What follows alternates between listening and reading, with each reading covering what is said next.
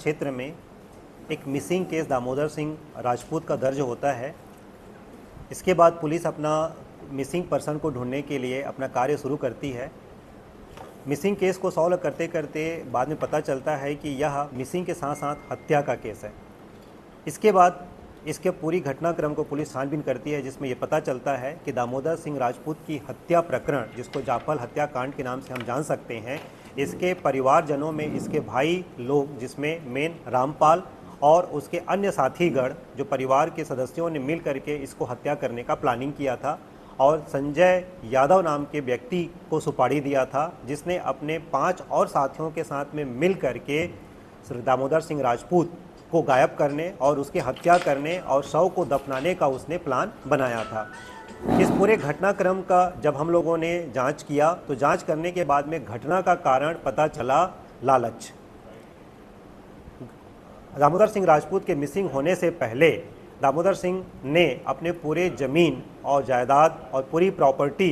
को धीरे धीरे वह अपने भाइयों और उसके पहचान वालों के नाम पर बेचने का कार्य प्रारंभ किया था और लगभग उसने बहुत सारा ज़मीन की रजिस्ट्री अपने रामपाल के कहने पर उसने अपने रामपाल के पहचान वालों के साथ पे किया था।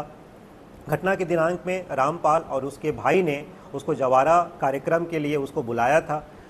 जब उसको बुलाया था तो रास्ते में खपरी कला के पास में संजय यादव उसका पीछा करते करते आया और उसको रोका और रोकने के बाद में वहीं पर गमछा बांधे था, उस गमछा से गला घोट करके मार दिया और अपने गाड़ी पर उसको ले करके पंडरिया थाना के पास में देवरसा गांव है, वहां के जंगल में जा करके शव को उसने वहां पर बरी कर दिया। बाद में इस चीज़ में और हम लोगों को जांच के बाद में ये पता चला कि रामपाल जो है उसकी ज़मीन को हथियाने का प्लान बहुत पहले से कर रहा था, क्योंकि इसके पास में बहुत सारी प्रॉपर्टी थी, करोड़ों की प्रॉपर्टी थी, जो सेवानिवृत्त होने के पश्चात इसको पैसा भी मिलता और इसका ज़मीन था। इसका उसने पूरी की पूरी जो चीज़ें थी यह कई साल पहले लगभग 2016-17 से प्रारंभ कर दिया था और इसने उसकी पत्नी और बच्चों के बीच में भेद करने का काम प्रारंभ कर दिया था। और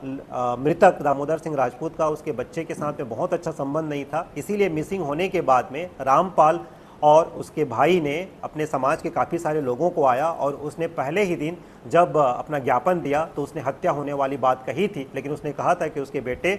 संजय सिंह ने उसकी हत्या करवाने का प्रयास किया है या हत्या उसने किया होगा। इसी के बेस पर जब आगे हम लोग पता करते गए तो एकदम एक क्लियर हो गया कि ये पूरी हत्या का जो प्लान था यह रामपाल और उसके परिवारजनों ने किया था, जिसको संजय यादव ने यहाँ पर एक एग्जीक्यूट करने का काम किया। इस पूरे प्रक्रिया में हम लोगों ने बहुत ही सिस्टमैटिकली ढंग से काम किया। पूरी टीम को डीएसपी हरविंदर सिंह साहब और अपने साइबर प्रभारी प्रसाद सिन्हा साहब, साइबर की पूरी टीम, लालपुर थाना प्रभारी सुंदरलाल गोरले साहब, जरागांव थाना प्रभारी हमारा सत्येंद्र और पूरी की पूरी टीम ने यहाँ पर सिस्टमैटिक ढंग से family history, crime history, basic policing, cyber technology, net grid जैसे कई नई तकनीकों का हम लोगों ने प्रयोग किया। इस घटना में एक अहम बात यह था कि जो मृतक का फ़ोन था, जब हम लोगों ने मिसिंग को ढूंढने का प्रयास किया था, उसका लोकेशन हमको प्रयागराज दिखा, जो कि बहुत बड़ा रहस्यपूर्ण था। तो बाद में हम लोगों को जब डेड बॉडी मिला तो संजय यादव और उसके साथियों ने बताया कि उन्हीं के साथी लोग उस मृतक के मोबाइल को ले करके प्रयागराज की गंगा नदी में फेंक दिए थे, ताकि घटना के बाद यदि पुलिस इसको ढूंढने का प्रयास भी करती है तो वह उसका लोकेशन